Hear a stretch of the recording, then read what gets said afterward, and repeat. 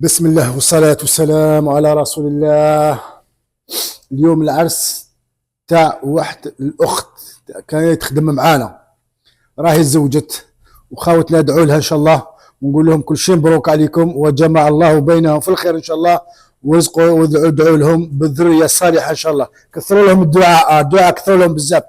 وبمناسبة يناير نحيوا ناس غردايه، باسكو راهي رايحه لغردايه، نحيوا ناس غردايه كذلك ونقول لهم يعطيكم الصحه بارك الله فيكم. كان متتبعين من غردايه بالبزاف كاع، نحيوهم ونحيوا الزوج تاعها ونحيوها هي ان شاء الله، وربي يفتح عليهم ويكمل لهم حياتهم في الخير ان شاء الله. والعقوبه للي ما زالوا جايين في الطريق، فهمت؟ مازالوا اللي راه جايين في الطريق. واحده قالت لها عمي موحى، قالت لي اخي عرسي طيب وماشي مشكل، ندير لك عرسك وندير لك عرس كاع الاخرين ان شاء الله. نكونوا حيين برك ويعطيكم الصحه خوتنا بارك الله فيكم. سامحونا اللي ما رجعناش عليه، راني نقول لكم غير سامحونا، هذا واش كاين، الله غالب ما قدرناش.